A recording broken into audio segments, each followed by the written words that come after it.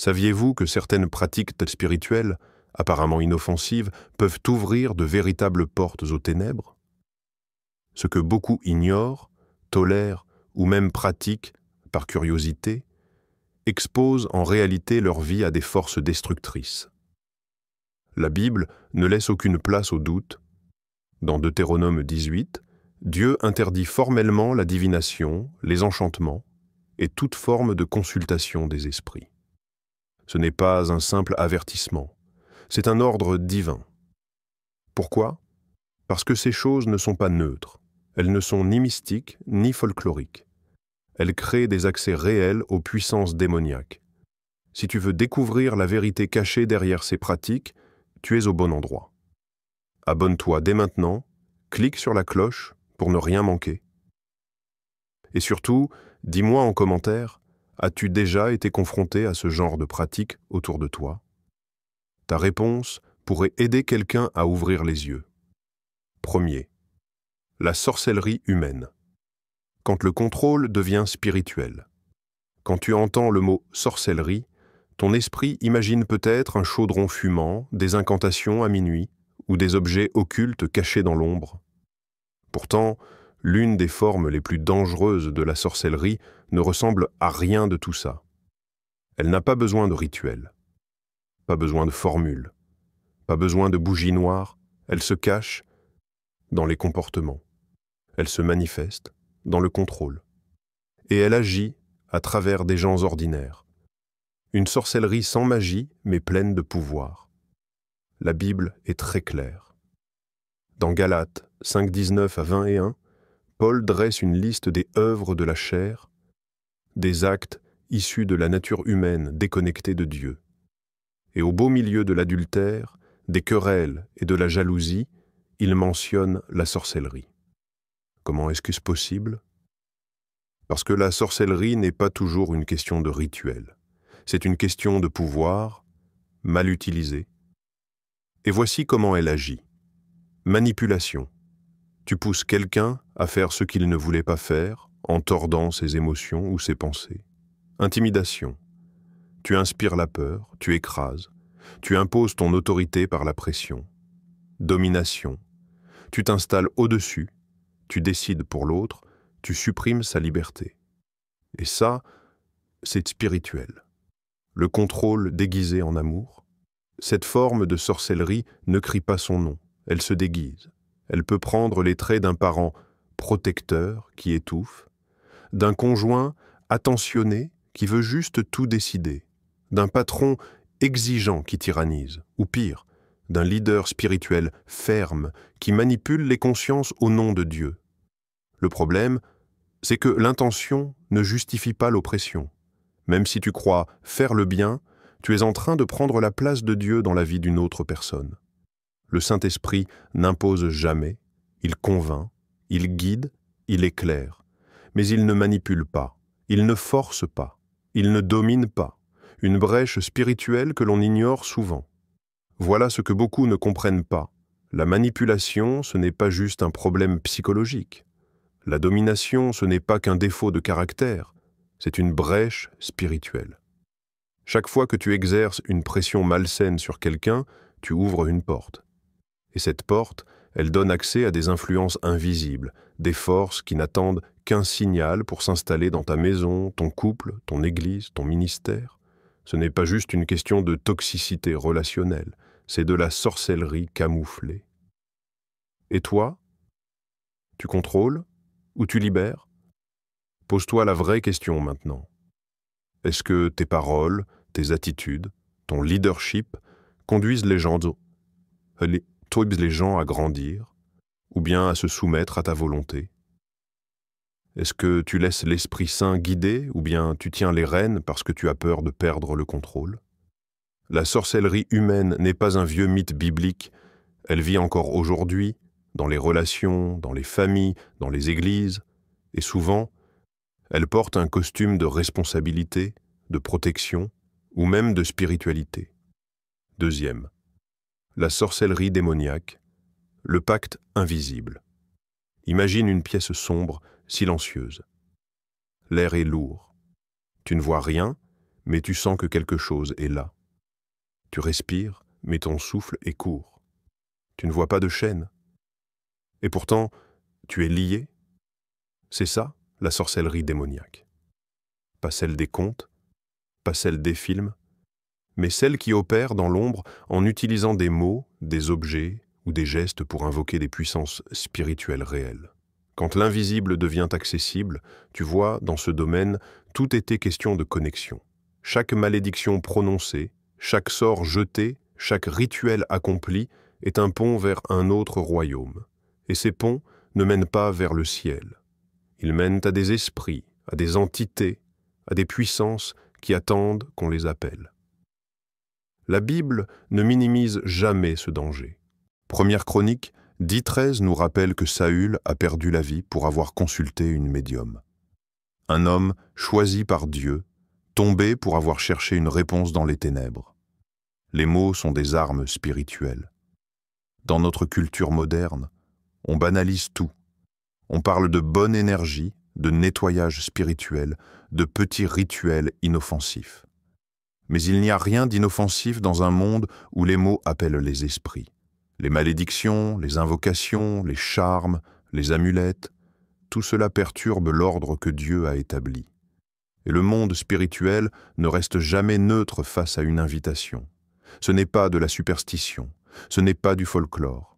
C'est un accès réel, ouvert aux puissances des ténèbres. Léviathan. Ce qui est convoqué ne repart jamais les mains vides. La Bible évoque des créatures spirituelles, des puissances, des princes, des dominations, et parmi elles, le Léviathan. Une image terrifiante d'un esprit de chaos, de confusion, de destruction. Quand quelqu'un manipule le spirituel hors de la volonté de Dieu, il n'obtient jamais le silence en retour. Il y a une réponse, il y a une présence. Et cette présence, elle vient liée à la colère, à la confusion, à l'oppression. Rien n'est gratuit. Le Léviathan n'entre jamais seul. Il entre avec ses conséquences. Des foyers brisés, des maladies sans explication, une paix intérieure disparue, une foi étouffée. Mais tout commence avec une petite ouverture. Ce qui est le plus redoutable avec la sorcellerie démoniaque, ce n'est pas son intensité, c'est sa discrétion. Un bracelet protecteur, une chanson ésotérique, un livre de développement spirituel, une séance de purification, un mot, un geste, un objet, et sans t'en rendre compte, tu signes un pacte. Pas forcément avec ton sang, mais avec ta confiance. Tu crois que ça t'aidera, que ça guérira, que ça débloquera quelque chose, et tu ouvres la porte à quelqu'un qui ne veut pas t'aider, mais te posséder. Ce n'est pas une blague. Ce n'est pas un jeu. Quand tu prononces une incantation, tu ne parles pas dans le vide. Quand tu acceptes un sort ou un charme, tu n'acceptes pas juste un objet. Tu déclares une autorité. Tu changes d'alignement. Et tu passes sous une autre couverture que celle de Dieu. Et dans ce royaume-là, il n'y a ni paix, ni amour, ni liberté. Seulement des chaînes cachées sous des promesses séduisantes. Troisième. La divination, le mensonge qui prétend te montrer l'avenir. C'est toujours juste pour voir, juste une question, juste une curiosité. Et si c'était vrai, ça ne peut pas faire de mal, non? Et voilà comment ça commence. La divination ne vient pas avec des chaînes visibles, ni avec une croix inversée, ni avec des cris démoniaques. Elle vient avec un sourire, une voix douce, une apparence de lumière et une promesse irrésistible. Je peux te dire ce que l'avenir te réserve. Les promesses sont séduisantes, mais le contrat est invisible. Tu n'as pas besoin de croire au surnaturel pour tomber dans la divination. Il suffit d'avoir peur de l'inconnu, ou soif de contrôle, ou envie de réponses immédiates. Et les outils sont nombreux. Les horoscopes dans les journaux. Les cartes de tarot lues dans un salon parfumé, les pendules tenues par des mains tremblantes, les boules de cristal, les signes du zodiaque, les runes, les oracles, et même certaines méthodes de coaching spirituel soi-disant neutres. Tout cela dit la même chose. Tu peux connaître ton futur. Tu peux savoir ce qui t'attend, qui t'aime, où tu vas, ce qui va marcher, mais à quel prix? L'esprit de Python, un pouvoir qui vient d'en bas. Dans Acte 16, on découvre une scène qui ressemble à notre époque.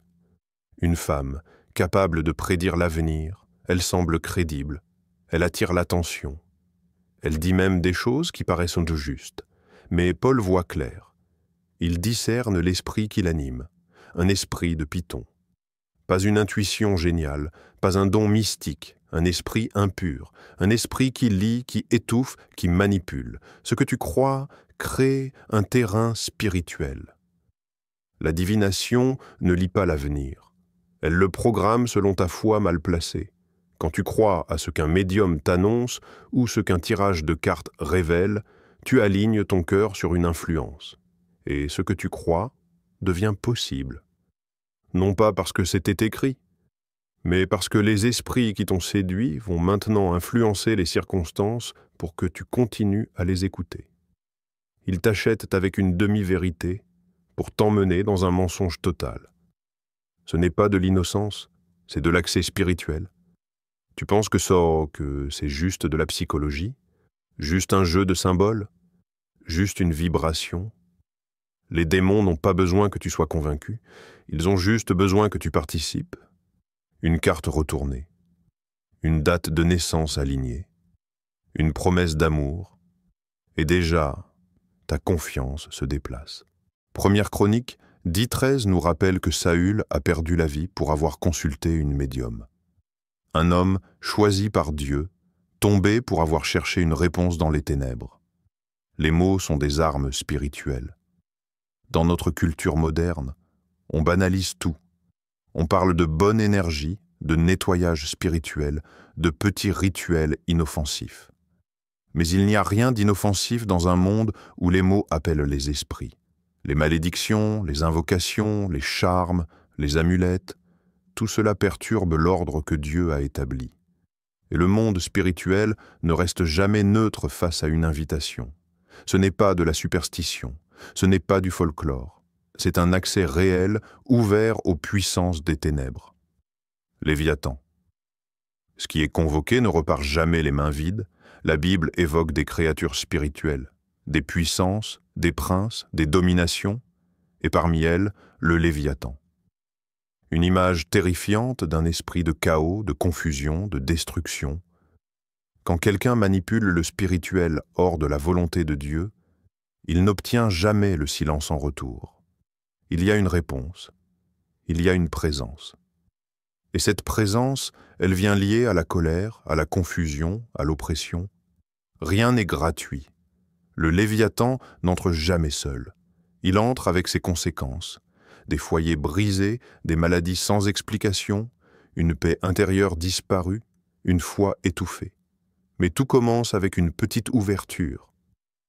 Ce qui est le plus redoutable avec la sorcellerie démoniaque, ce n'est pas son intensité, c'est sa discrétion.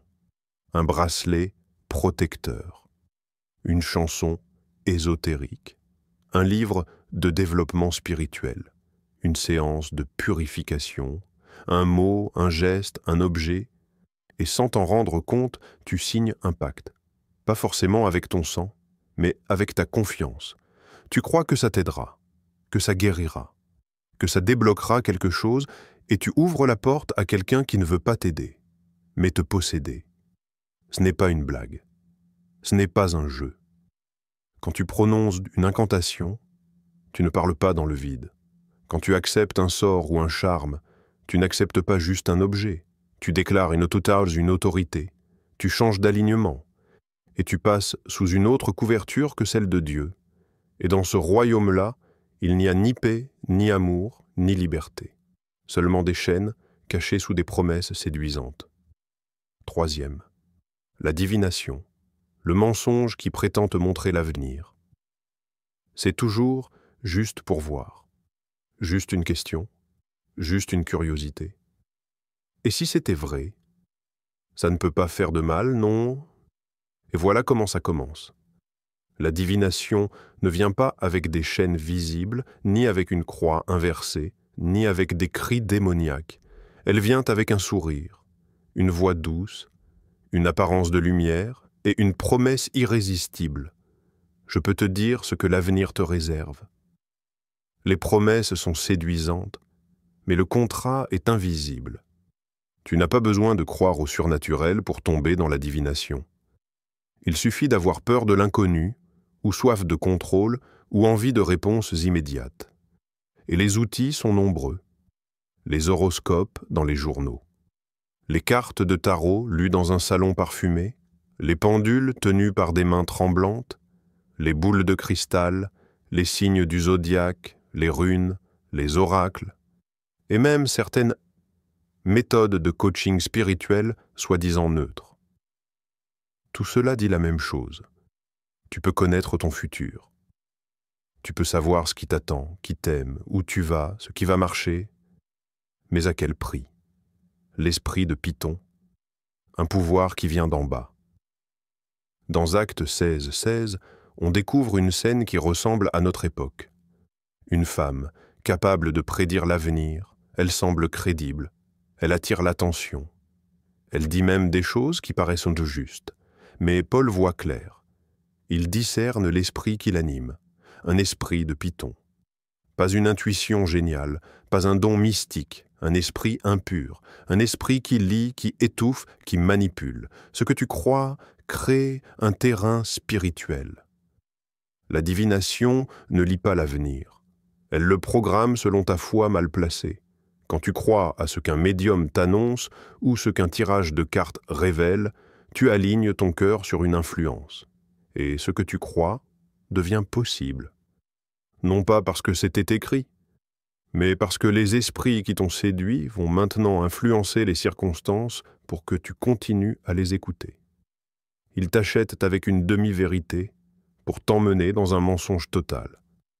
Ce n'est pas de l'innocence, c'est de l'accès spirituel. Tu penses que c'est juste de la psychologie, juste un jeu de symboles, juste une vibration. Les démons n'ont pas besoin que tu sois convaincu, ils ont juste besoin que tu participes.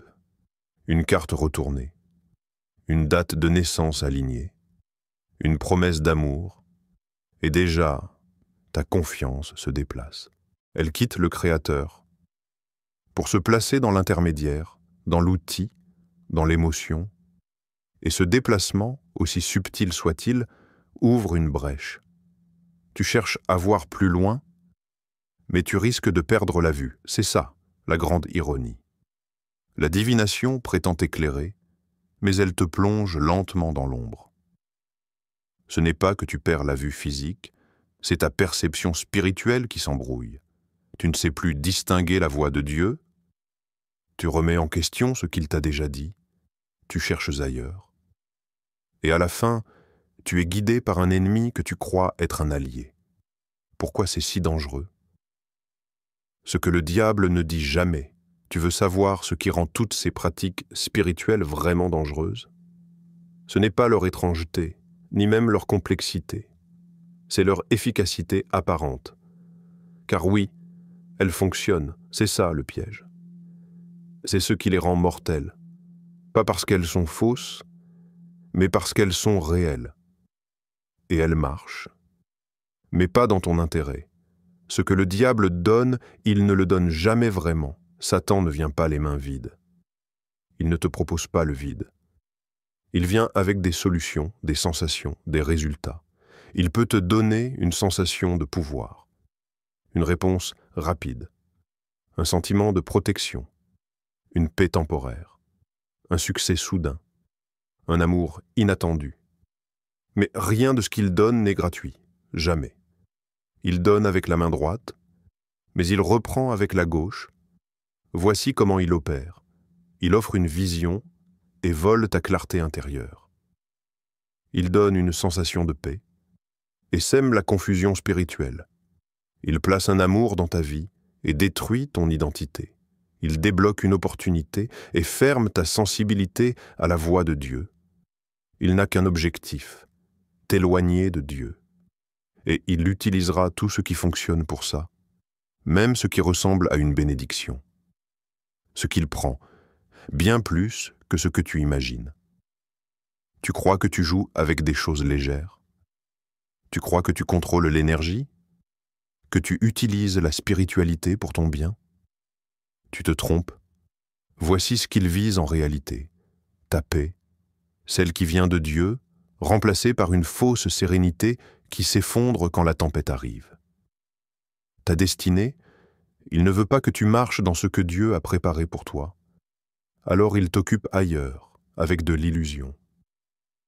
Ta relation avec Dieu, le lien le plus précieux, le plus vital, celui qui donne un sens à tout, il veut le couper, pas frontalement, pas brusquement, mais lentement, insidieusement, efficacement. Ce n'est pas une menace. C'est une réalité spirituelle. Satan n'est pas un clown rouge avec une fourche. Il est un stratège, un menteur, un séducteur. Et son arme préférée? Ce n'est pas l'attaque frontale. C'est la séduction douce. Il ne vient pas t'effrayer. Il vient t'attirer. Avec ce que tu veux entendre, ce que tu veux ressentir, ce que tu veux expérimenter. Et pendant que tu t'ouvres à lui, il te referme à Dieu. Marche dans la lumière. Tu n'as pas besoin d'une carte, d'un signe ou d'une énergie cosmique pour connaître ton avenir. Ce dont tu as besoin, c'est de connaître celui qui t'a créé. Les étoiles, elles brillent, oui, mais elles ne parlent pas. Elles n'ont pas ton histoire. Elles ne t'aiment pas. Elles n'ont aucun pouvoir sur ton destin. Mais celui qui les a suspendues dans le vide, lui connaît ton nom. Dieu n'a jamais voulu te voir marcher dans le brouillard.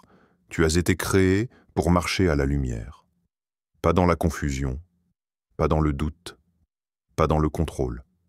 Et certainement pas sous des influences invisibles qui altèrent ta perception, qui voilent ta foi, qui glissent des chaînes autour de ton âme. Quand tu t'approches de Dieu, tu n'as pas besoin de deviner l'avenir. Tu n'as pas besoin de tirer une carte ou de lire un thème astral. Tu n'as pas besoin d'un pendule, d'un cristal ou d'un rêve dirigé. Tu as besoin de sa voix. Et il parle. Rejette les zones grises. Certaines pratiques ont changé de nom pour paraître acceptables. Elles se présentent aujourd'hui comme des outils de connaissance de soi, d'exploration intérieure, d'ouverture spirituelle. Mais en vérité, ce sont des portes. Et tu dois les fermer. Fermement. Définitivement. Voici quelques-unes de ces brèches que l'ennemi aime utiliser, l'hypnose, même déguisée en thérapie, l'astrologie, même pour le fun, le contrôle émotionnel ou relationnel, dans les couples, les familles, les amitiés, la musique spirituellement chargée qui modifie l'atmosphère de ton âme sans que tu t'en rendes compte, les objets ésotériques, statues, symboles, bijoux soi-disant énergétiques. Chacun de ces éléments est une clé, et chaque clé ouvre une porte. La question est, qui t'attend derrière cette porte? Ce n'est pas une question de superstition, c'est une question de royaume. Tu vis dans un monde où tout est spirituel. Il n'y a pas de terrain neutre.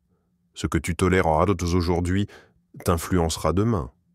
Tu crois peut-être que c'est anodin, que c'est culturel, que ce n'est pas grave. Mais le diable ne cherche pas ton amusement. Il cherche ton autorité. Et chaque petite concession lui donne un peu plus de territoire. Le chemin de la lumière est clair, il ne passe pas par les étoiles. Il ne passe pas par des symboles. Il passe par une voix douce, mais puissante. Une voix qui ne manipule pas, ne presse pas, ne séduit pas. La voix de ton Créateur. Celle qui te dit « Ce n'est pas toi qui dois comprendre l'avenir. C'est moi qui le tiens dans mes mains. Marche avec moi et tu n'auras plus peur de demain. » Ce n'est pas une menace. C'est une invitation. Ce message n'est pas là pour te faire peur. Ce n'est pas un cri de panique. Ce n'est pas une attaque. C'est un réveil. Un appel à ouvrir les yeux. Pas pour fuir, mais pour revenir. Pas pour te cacher, mais pour te relever. Pas pour trembler devant les ténèbres, mais pour choisir la lumière. Si tu as touché à ces choses, que ce soit par ignorance, par curiosité, par douleur ou par rébellion, si tu as ouvert la porte à ce qui ne vient pas de Dieu, ferme-la aujourd'hui. Ne laisse pas la honte t'arrêter. Ne laisse pas la peur t'étouffer. Ne laisse pas l'ennemi te convaincre que c'est trop tard. Ce n'est jamais trop tard pour revenir à Jésus. Là où il y a repentance, il y a pardon. Là où il y a vérité, il y a restauration. C'est lui, et lui seul, qui libère aucune carte, aucune énergie, aucun rituel ne pourra jamais réparer ton âme. Mais Jésus le peut. Il ne vient pas te manipuler, il vient te relever, te laver, te restaurer, et te conduire dans la vérité. Pas une vérité mystique ou floue, mais sa vérité, vivante, tranchante, guérissante. Tu as reçu quelque chose aujourd'hui? Ne le garde pas pour toi. Partage cette vidéo. Envoie-la à quelqu'un qui joue avec le feu sans le savoir. Poste-en un extrait sur tes réseaux. Tu ne sais pas quelle chaîne tu peux briser juste avec un lien. Et dis-moi en commentaire, quel est le point qui t'a le plus frappé? Qu'est-ce que tu as reconnu dans ta propre vie? Ce n'est pas juste une vidéo, c'est une semence spirituelle. Et si tu veux aller plus loin, abonne-toi maintenant pour recevoir d'autres révélations bibliques puissantes. Active la cloche pour ne rien manquer. Reste ancré dans la vérité, car c'est elle, et elle seule, qui te rendra libre.